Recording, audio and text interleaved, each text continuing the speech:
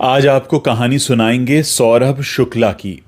5 मार्च 1963 यानी 5 मार्च 1963 शत्रुघ्न शुक्ला और जोगमाया शुक्ला के घर सौरभ शुक्ला का जन्म हुआ। जन्म स्थान था गोरखपुर। इनकी मां जोगमाया शुक्ला भारत की पहली महिला तबला वादक थी। वहीं इनके पिता शत्रुघ्न शुक्ला भी आगरा घराने के गायक थे।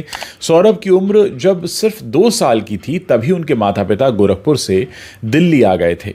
दरअसल इनके पिता दिल्ली यूनिवर्सिटी में संगीत विभाग में हेड ऑफ द डिपार्टमेंट के तौर पर अपॉइंट हो गए थे। इनकी जो माता थी जोगमाया देवी, वो भी दिल्ली यूनिवर्सिटी के संगीत विभाग में प्रोफेसर थी और बचपन से ही सौरभ को कला का माहौल मिलने लगा। कोई नहीं जानता था कि ये नन्हा सा सौरभ आगे जाकर सिल्वर स्क्रीन पर चमकेगा, लेकिन हाँ इतना ज़रूर था कि ये छोटी उम्र से ही कला की तरफ आकर्षित होना शुरू हो गए थे। अब सौरभ जैसे जैसे बड़े हो रहे थे, इन्होंने लिखना शुरू कर दिया। शुरुआत में ये कहानियां लिखा करते थे, बाद में इन्होंने कविताएं लिखनी भी शुरू की। यानी एक तरह से बचपन से ही ये दिखने लगा था कि सौरभ शुक्ला का जो रुझान है वो आर्ट फील्ड की तरफ है, लिखने पढ़ने या फिर कुछ रचना करने की तरफ है। अब सवाल ये है कि एक्टिंग की तरफ कैसे आए सौरभ शुक्ला। देखिए, सौरभ शुक्ला ने दिल्ली यूनिवर्सिटी का एक खालसा कॉलेज है, वहाँ इन्होंने अपनी पढ़ाई की। इन्होंने बीकॉम किया और कॉलेज के दिनों में ही इन्होंने नाटक लिखने भी शुरू कर दिए और अपने लिखे नाटकों का ये डायरेक्शन भी करने लगे। हालांकि उस वक्त तक इनको ये ज़रा भी अंदाज़ा नहीं था कि आगे चलकर यही इनका प्रोफेशन, यही इनकी पहचान बनने जा रहा है। और असल में हुआ ये कि ये अपने कॉलेज में फर्स्ट ईयर में थे तो उन्होंने एक नाटक लिखा था और ये उसका डायरेक्शन भी कर रहे थे। इत्तेफाक से उस नाटक में हिस्सा लेने वाला एक कलाकार उस दिन नहीं आया और जैसा कि होता है अक्सर जो इत्तेफाक से चीज़ें होती हैं वो बिल्कुल सटीक निशाने पर बैठती हैं, क्योंकि शायद उसकी प्लानिंग ऊपर वाला पहले से कर रहा होता है। अब मजबूरी में क्योंकि वो कलाकार नहीं आया था तो इन्होंने खुद ही उस कलाकार का किरदार निभाया, लेकिन ये किरदार इन्होंने इतने शानदार ढंग से निभाया कि लोग भूल ही गए कि ये उस नाटक के लेखक हैं। लोगों को लगने लगा कि भाई यही वो एक्टर हैं जिन पर ये वाला रोल फब रहा है। दोस्तों की तरफ से काफ़ी तारीफ़ें मिली और फिर उनको लगा कि हाँ, अब मैं लिखने के साथ साथ एक्टिंग भी कर सकता हूँ।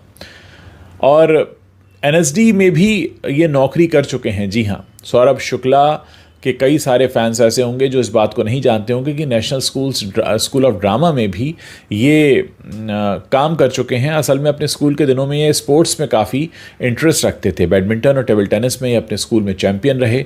वहीं क्रिकेट खेलने का भी इन्हें काफ़ी शौक था और उस ज़माने में सुनील गावस्कर इनके रोल मॉडल हुआ करते थे और ये गावस्कर की तरह ही क्रिकेटर भी बनना चाहते थे। भारत के लिए ये क्रिकेट खेलना चाहते थे, लेकिन कुछ समय बाद इन्हें ये एहसास हो गया कि ये क्रिकेट के लिए नहीं बने हैं। कॉलेज में जब सौरभ नाटकों की दुनिया से जुड़े और इन्होंने जब एक नाटक में एक्टिंग की तो उसके बाद इन्हें एक्टिंग करने में भी मज़ा आने लगा। अब इन्हें ये लगने लगा कि मैं न सिर्फ नाटक लिख सकता हूँ बल्कि मैं नाटक कर भी सकता हूँ और इतना अच्छा कर रहा हूँ कि लोग तारीफ़ कर रहे हैं। और यही बात थी जो इन्हें पुश कर रही थी कि अब ये एक्टिंग में भी अपना हाथ आजमाएं। लेकिन आगे बहुत कुछ था जो इनका इंतज़ार कर रहा था। आगे भी चलकर इनको लेखक भी बनना था, एक्टर भी बनना था, बॉलीवुड का कल्लू मामा भी बनना था और बहुत कुछ आगे होना था, और वही हम आपको इस वीडियो में बताने जा रहे हैं। यहाँ एक बात मैं आपको ये भी बता दूं कि सौरभ शुक्ला ने कोशिश की थी कि उन्हें नेशनल स्कूल ऑफ ड्रामा में दाखिला मिल जाए, लेकिन इनकी कोशिश बेकार हो गई और इन्हें एनएसडी में दाखिला नहीं मिल पाया। उस दौरान ये काफ़ी दुखी हो गए थे और हालांकि बाद में कुछ ऐसा संयोग बना कि जिस एनएसडी में ये रिजेक्ट हो गए थे वहीं एनएसडी की रिपेट्री में इन्हें नौकरी मिल गई। तो इस तरह ये एनएसडी का इनका सफ़र रहा। अब बताते हैं आपको कि सौरभ शुक्ला को पहली फिल्म कैसे मिली। ये कहानी भी असल में काफ़ी दिलचस्प है और कहा यह जाता है कि कहते हैं ना कि किस्मत आपको खींच कर ले आती है, तो सौरभ शुक्ला के साथ भी बिल्कुल वही हो रहा था। किस्मत ने पहले से कुछ लिखा हुआ था और सौरभ को किस्मत उस तरफ खींच रही थी। असल में सौरभ को एनएसडी की नौकरी करते हुए 2 साल बीत चुके थे और फिर शेखर कपूर अपनी फिल्म बैंडिट क्वीन के लिए कुछ एक्टर्स की तलाश में थे, तो उसमें सौरभ ने भी अपना ऑडिशन दे दिया। मगर उन्हीं दिनों सौरभ को बीबीसी के एक प्रोजेक्ट के लिए लंदन जाने का ऑफर मिल गया। अब बैंडिट क्वीन के लिए ये चुन लिए गए थे, इसके बावजूद सौरभ शुक्ला ने कहा कि भाई बीबीसी बड़ा नाम है, ये बड़ा प्रोजेक्ट है, मुझे लंदन जाने का मौका मिल रहा है, तो मैं इसे नहीं छोड़ूंगा। और बैंडिट क्वीन में सिलेक्शन हो जाने के बावजूद ये लंदन चले गए उस बीबीसी प्रोजेक्ट के लिए। लेकिन कुछ ही वक्त बाद कुछ ऐसे हालात बने कि लंदन वाले जिस प्रोजेक्ट में इन्हें काम करना था वो कैंसिल हो गया, और सौरभ को फिर बड़ा अफसोस हुआ, क्योंकि अब इनके पास बैंडिट क्वीन भी नहीं थी और लंदन वाला जो ऑफ़र था वो भी कैंसिल हो गया था। तो ये बड़े हताश परेशान से एक दिन एनएसडी में एक नाटक कर रहे थे, और उस नाटक का जो पहला सीन था वो सौरभ का ही था। वहीं मतलब वो उस नाटक के सूत्रधार भी थे, और इत्तेफाक से उस नाटक को देखने आए हुए थे शेखर कपूर, बैंडिट क्वीन के डायरेक्टर। और अब तक शेखर को ये भी पता लग गया कि भाई ये लंदन वाला मामला तो कैंसिल हो गया इनका, और ये यहीं हैं। फिर शेखर कपूर ने अपने असिस्टेंट तिग्मांशु धूलिया के ज़रिए सौरभ तक एक खबर पहुंचाई कि उन्हें बैंडिट क्वीन में एक रोल निभाना है और उन्हें अब इसके लिए आना होगा। अब ये सुनकर सौरभ शुक्ला खुश हुए कि चलो कोई बात नहीं, मैंने बैंडिट क्वीन से ज़्यादा इंपॉर्टेंस लंदन को दी थी, वो कैंसिल हो गया, तो मुझे अब दोबारा मौका मिल रहा है।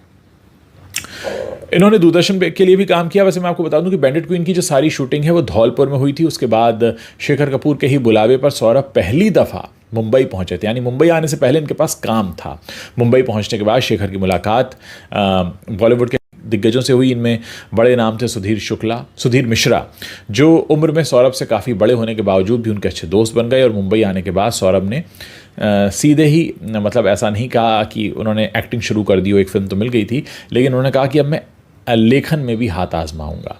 और इन्होंने फिर एक टीवी शो लिखा जिसे आप जानते हैं, जिसमें आपने इन्हें देखा भी है, जिसका नाम था तहकीकात, जिसमें इन्होंने एक्टिंग भी की थी। और ये इस शो में गोपी चंद बने जो लीड एक्टर थे, वो उनके असिस्टेंट सैम के तौर पर ये दिखाई दिए। तो तहकीकात से फिर पहली बार लोगों ने इन्हें घर घर पहचाना कि भाई ये सैम है। तहकीकात के अलावा सौरभ शुक्ला ने अपने करियर के शुरुआती दौर में जी टीवी पर आने वाले एक शो 9 मालाबार हिल को भी लिखा था। सौरभ ने इस शो में एक्टिंग भी की। इस तरह सौरभ न केवल एक्टिंग करते रहे बल्कि अपनी राइटिंग के चलते भी जो फिल्म इंडस्ट्री थी उसमें मशहूर होने लगे। सौरभ शुक्ला ने दूरदर्शन के बेहद लोकप्रिय शो मुल्ला नसरुद्दीन में भी काम किया और इन्हें काफ़ी पसंद भी किया गया। देखिए, उस वक्त को देखें, आज भी देखें, बहुत कम ऐसे एक्टर हैं जो राइटर भी रहे हैं। इनफैक्ट अगर आप एकदम से पूछेंगे तो कोई याद भी नहीं आएगा। आमतौर पर राइटर एक अलग कैटेगरी होती है, एक्टर एक अलग कैटेगरी होती है, लेकिन सौरभ शुक्ला ऐसे मल्टी टैलेंटेड रहे हैं कि उन्होंने लेखन और अभिनय दोनों में बराबर की महारत हासिल की। और एक और फिल्म आई थी सौरभ के करियर की, जो दूसरी फिल्म थी, इस रात की सुबह नहीं। इस फिल्म में इनके किरदार का नाम था विलास पांडे, और निर्मल पांडे भी थे इसमें। इनका ये किरदार छोटा सा था लेकिन काफ़ी लोगों को पसंद आया, और इस बात का उस वक्त तक अंदाज़ा लगने लगा था कि ये लड़का जो है न सिर्फ अच्छा लेखक है बल्कि अच्छा अभिनेता भी है, और सीरियल ही नहीं बल्कि फिल्मों में भी अपना असर छोड़ सकता है। और इसके बाद ये नज़र आए फिल्म करीब में। ये 1998 में आई थी, बॉबी देओल की फिल्म थी, और इसमें ये बॉबी देओल के पिता के रोल में दिखे थे। फिर ये ज़ख्म फिल्म में गुरदयाल सिंह के किरदार में दिखाई दिए, जो कि एक बहुत ही मजबूत किरदार था। और बतौर एक्टर अगर हम बात करें तो सौरभ शुक्ला को लोकप्रियता मिली ज़ख्म के बाद रिलीज़ हुई फिल्म सत्या से, जिसमें ये बने कल्लू मामा। और इस फिल्म के साथ ख़ास बात यह है कि इस फिल्म के स्क्रीन राइटर भी खुद सौरभ शुक्ला रहे हैं। जी हाँ, तो सौरभ शुक्ला लगातार जिन भी शो में काम कर रहे थे बतौर अभिनेता, उन्हें लिख भी रहे थे। तो एक तरह से दोनों अपने करियर को ये साथ में लेकर चल रहे थे।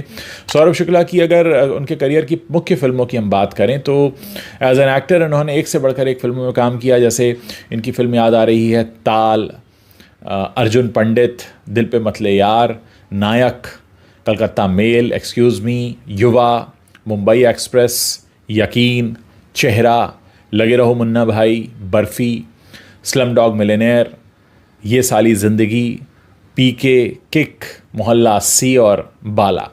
इनके करियर का जो अभी तक का सबसे यादगार रोल माना जाता है वो है फिल्म जॉली एलएलबी में इनके द्वारा निभाया गया जज त्रिपाठी जी का किरदार। उसमें वाकई बहुत बढ़िया असर छोड़कर जाते हैं।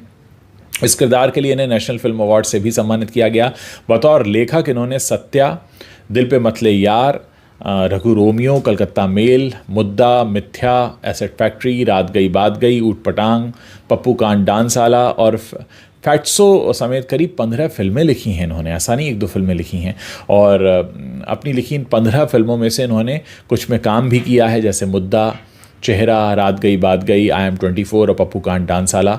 इसका निर्देशन भी इन फिल्मों का इन्होंने किया। और सौरभ की अगर हम निजी ज़िंदगी की बात करें तो इनकी शादी हुई है बर्नाली रे शुक्ला से, और इनकी जो पत्नी हैं वो भी एक बहुत अच्छी लेखिका हैं और डायरेक्टर भी हैं। सौरभ शुक्ला को घूमना फिरना भी काफ़ी पसंद है और अक्सर ये अपने सोशल मीडिया पर ऐसे पिक्चर्स डालते रहते हैं। बहुत मस्तमौला इंसान है। उम्मीद है सौरभ शुक्ला को इस तरह से जानना आपको अच्छा लगा होगा।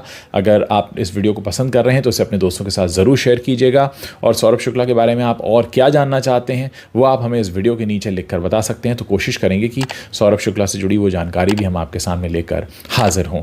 उम्मीद है ये वीडियो आपको ज़रूर पसंद आया होगा।